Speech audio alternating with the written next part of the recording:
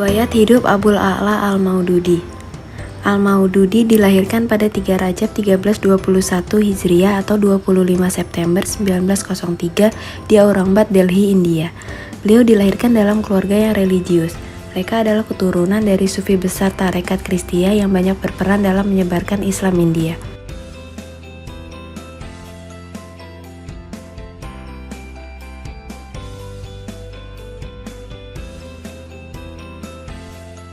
Pendidikannya diawali di Madrasah Furqaniyah yang kemudian orang tua Al-Maududi lebih memilih untuk mendidiknya di rumah sebab mereka tidak ingin Al-Maududi pergi ke sekolah Inggris.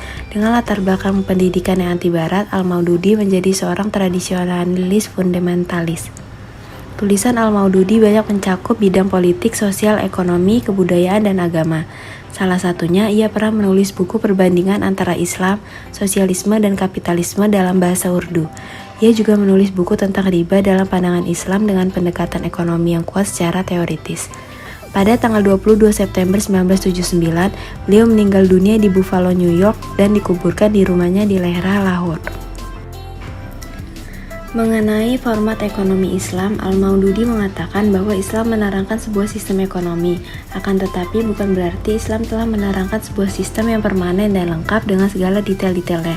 Apa yang sebenarnya ditunjukkan oleh Islam menentukan beberapa rancangan dasar atau peraturan dasar yang membuat kita menyusun sebuah rancangan ekonomi yang sesuai setiap masa. Maka melalui hal yang global tersebut akan terlihat jelas tujuan dan maksud dari Al-Quran dan Al-Hadis yang mengatur segala aspek kehidupan sebagaimana mestinya. Organisasi ekonomi dalam Islam ada 3. Yang pertama, kebebasan individu. Alasannya adalah karena seseorang harus bertanggung jawab secara individu kepada Allah. Oleh karena itu, Islam menentukan peraturan ekonomi yang menghasilkan kebebasan secara maksimal terhadap kegiatan ekonomi kepada setiap individu. Tujuan semua ini adalah menyediakan kebebasan kepada setiap individu dan mencegah munculnya sistem tirani yang bisa mematikan perkembangan manusia. Dan yang kedua, keselarasan dalam perkembangan moral dan materi. Alasannya adalah perkembangan moral manusia merupakan kepentingan dasar bagi Islam. Kedermawanan, kemurahan hatian, dan kebaikan lainnya menjadi suatu yang hidup dalam masyarakat. Karena itulah Islam tidak bersandar seluruhnya kepada hukum untuk menegakkan keadilan sosial, tetapi memberikan otoritas utama kepada pembentukan moral manusia seperti iman, takwa, dan pendidikan. Dan yang ketiga, kerjasama, keselarasian, dan penegakan keadilan. Alasannya adalah Islam menjunjung tinggi persatuan moral dan persaudaraan, serta menentang perselisihan dan konflik. Maka dari itu, Islam tidak membagi masyarakat ke dalam kelas sosial. Selanjutnya, implementasi saat ini. Tujuan organisasi ekonomi dalam Islam, kebebasan individu dalam ekonomi dan persaingan bebas. Setiap individu berhak untuk mendirikan, mengorganisasikan, dan mengelola perusahaan yang diinginkan. Individu juga berhak terjun dalam semua bidang perniagaan dan memperoleh sebanyak-banyaknya keuntungan. Negara tidak boleh campur tangan dalam semua kegiatan ekonomi yang bertujuan untuk mencari keuntungan selagi aktivitas yang dilakukan itu sah. Prinsip-prinsip dasar Al-Maududi. 1. Kepemilikan pribadi dan batasannya. Dibedakan berdasarkan kriteria diperoleh secara halal atau haram dan dikeluarkan kepada jalur yang halal dan haram. Pada implementasinya, batasan teknis ini dapat digambarkan ketika ada orang yang mendapatkan suatu barang atau harta melalui cara-cara yang dibenarkan oleh syara. Maka terjadilah suatu hubungan khusus antara barang tersebut dengan orang yang memperolehnya. Hubungan khusus yang dimiliki oleh orang yang memperoleh barang atau harta ini memungkinkannya untuk menikmati manfaatnya dan mempergunakannya sesuai dengan keinginannya selama ia tidak terhalang hambatan-hambatan syar'i seperti gila, sakit ingatan, hilang akal, atau masih terlalu kecil sehingga belum paham mengenai manfaat barang. 2. Keadilan distribusi. Peraturan penting dalam ekonomi Islam ialah membangun suatu sistem distribusi yang adil daripada distribusi yang sama terhadap kekayaan. Pada implementasinya, zakat, infak, sedekah, dan dana sosial keagamaan lainnya yang dihimpun Basnas disalurkan kepada orang-orang yang berhak menerima atau mustahik sesuai ketentuan syariat Islam. Sebagaimana dalam surat At-Taubah ayat 60, penyaluran zakat diperuntukkan bagi 8 asnaf. Penyaluran dana umat yang dikelola oleh Basnas disalurkan dalam bentuk pendistribusian kuratif dan kedaruratan, serta pendayagunaan atau produktif. 3. Hak-hak sosial.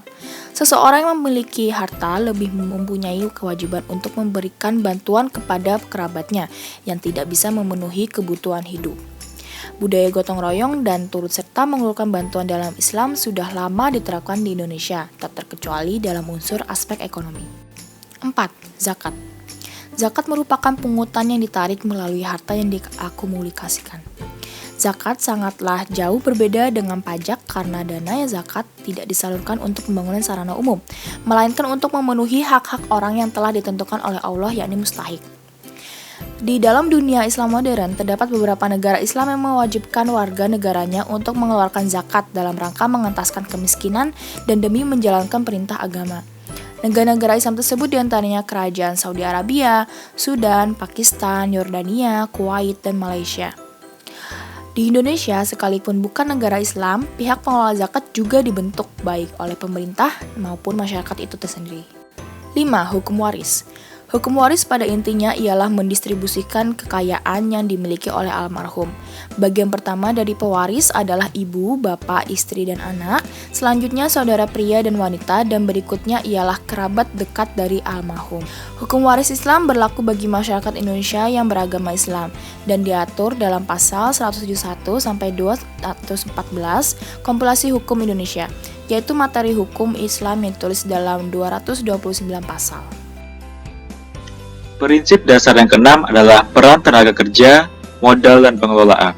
Islam mengakui adanya hak pemilik tanah dan pemodal. Begitu juga dengan pekerja dan pelaku bisnis. Islam menganggap keduanya sebagai faktor ekonomi dan harus adil dalam pembagian keuntungan. Intinya, Islam mengakui pentingnya tenaga kerja dan modal dalam menjalankan atau mengelola suatu usaha. Pada zaman modern saat ini, tenaga kerja cenderung turut berperan dalam memberi masukan terhadap usaha agar pengelolaan usaha dapat terus maju dan berkembang. Yang ketujuh adalah zakat dan kesejahteraan sosial. Zakat dan sedekah merupakan pendapatan yang digunakan untuk kesejahteraan sosial. Mungkin kita dapat sedikit merenung nih, bahwa berapa banyak nominal yang akan terkumpul jika semua orang yang mampu secara finansial suka membayar zakat dan sedekah. Pada saat ini, pembayaran zakat tidak hanya dapat dilakukan secara tunai, tetapi dapat melalui platform digital seperti GoPay, OVO, dan Dana yang terintegrasi dengan organisasi pengelola zakat atau OPZ seperti Basnas, Dompet Duafa, dan lain-lain. Yang kedelapan adalah ekonomi bebas riba. Riba telah diharapkan dalam seluruh operasi pada sistem ekonomi Islam. Orang yang meminjamkan uang harus menerima tidak lebih dari uang yang dipinjamkannya. Ekonomi bebas riba sebenarnya tidak sulit untuk diterapkan karena motif pelaksananya didasarkan pada niat kita untuk berekonomi secara halal dan berkah. Saat ini, telah banyak gerakan masyarakat mengenai anti riba yang turut mendorong para masyarakat untuk tidak hanya mencari keuntungan, tetapi juga mencari ridho Allah dan meningkatkan kesejahteraan masyarakat. Yang kesembilan, hubungan antara ekonomi, politik, dan sosial. Dalam Islam, ekonomi terdapat di antara dasar sosial dan etika agama. Ekonomi Islam memerlukan tujuan dan sarana yang harus islami dan sah. Di Indonesia, terdapat lembaga DSN MUI yang terus mengawasi berbagai kebijakan ekonomi dan politik yang dilakukan pemerintah. DSN MUI berupaya untuk membuat batas atau kriteria dalam menentukan proyek atau kebijakan yang tetap pada landasan Islam. Teori bunga. 1. Teori piutang menanggung risiko. Kotak kuning merupakan pernyataan dari teori ini. Adanya risiko bukan berarti kreditor mendapat hak untuk mengenakan bunga.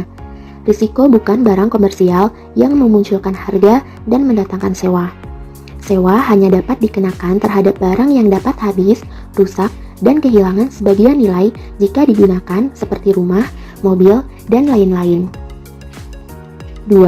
Teori pinjaman memperoleh keuntungan. Teori ini mengatakan bahwa peminjam menginvestasikan modal untuk memperoleh keuntungan, maka kreditor pun berhak mendapatkan hal yang sama. Timbul pertanyaan bahwa bagaimana kreditor mendapatkan informasi bahwa peminjam itu nyata-nyata memperoleh keuntungan dan tidak mengalami kerugian, sehingga dengan begitu ia menetapkan bagian keuntungan tersebut. Para pendukung teori bunga ini tidak mampu memberikan jawaban yang masuk akal terhadap masalah tersebut. 3. Teori produktivitas modal. Teori ini mengatakan bahwa modal adalah produktif. Artinya, modal mempunyai daya untuk menghasilkan barang lebih banyak daripada yang dapat dihasilkan tanpa modal itu, dan bunga merupakan imbalan atas pelayanan produktif tersebut. Tidak adil kiranya mengenakan sejumlah bunga terhadap sejumlah uang yang dipinjamkan di muka untuk jangka waktu tertentu jika besarnya keuntungan aktual yang dapat diperoleh di masa yang akan datang belum diketahui. Teori bunga yang keempat. Dalam Islam, teori present value itu lebih besar dibanding future value. Alasannya adalah pertama, keuntungan masa depan diragukan karena ketidakpastian peristiwa, sedangkan keuntungan di masa kini jelas dan pasti.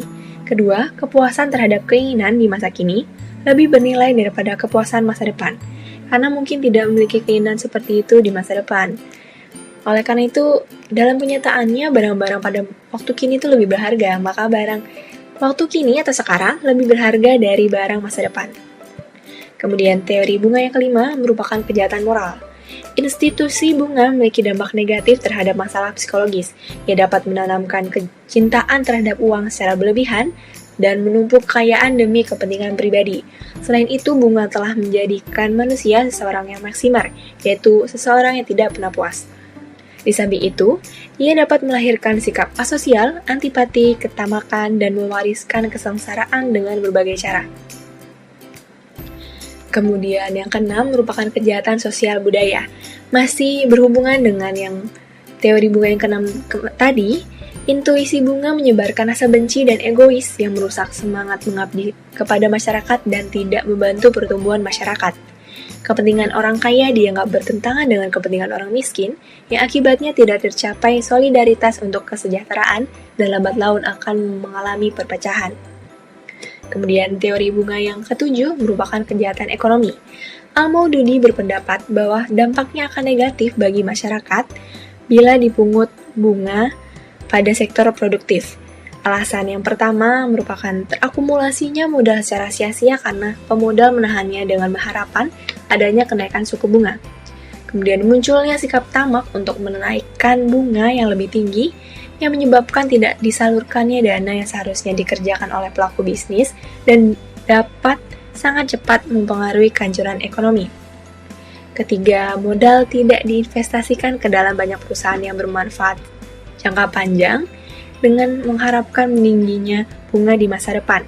Hal ini merupakan hambatan dalam pembangunan industri. Lalu, merupakan kejahatan ekonomi juga apabila dipinjamkan untuk kepentingan konsumsi.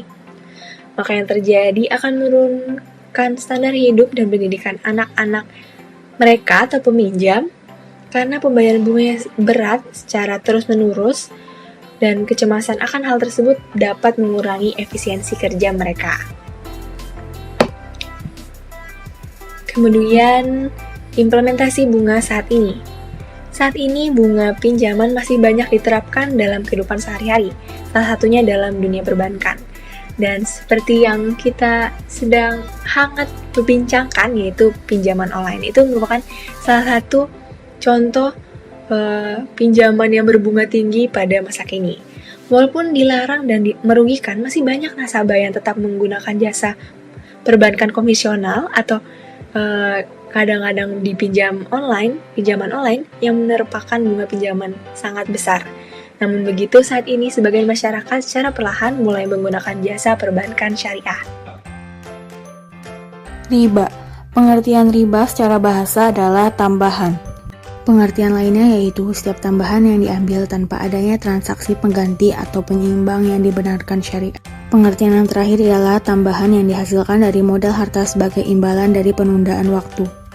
Al-Maududi menerangkan bahwa bunga yang dipungut oleh bank itu haram hukumnya, karena terdapat pembayaran lebih dari uang yang dipinjamkan dan sangat menyengsarakan masyarakat, sedangkan uang yang lebih dari itu adalah riba, dan riba itu adalah haram hukumnya. Perbedaan sistem bunga dan revenue sharing. Yang pertama yaitu penentuan besaran.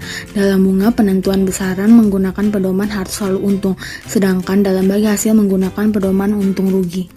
Yang kedua, sistem pembayaran. Pembayaran bunga tetap seperti yang dijanjikan di awal, sedangkan pembayaran bagi hasil tergantung pada keuntungan yang didapatkan. Yang ketiga, sistem pembagian. Jumlah pembagian bunga tidak akan meningkat, sedangkan pembagian laba dari bagi hasil akan meningkat sesuai dengan peningkatan jumlah pendapatan. Yang keempat, eksistensi. Dalam penerapan, bunga sering dikecam karena dianggap menggunakan sistem riba, sedangkan bagi hasil cenderung lebih bisa diterima masyarakat Indonesia. Pengaruh zakat perniagaan terhadap laba. Upaya memaksimalkan profit berarti pula memaksimalkan produsen surplus dan sekaligus berarti memaksimalkan zakat yang harus dibayar. Jadi, dengan adanya pengenaan zakat perniagaan, perilaku memaksimalkan profit berjalan sejalan dengan perilaku memaksimalkan zakat.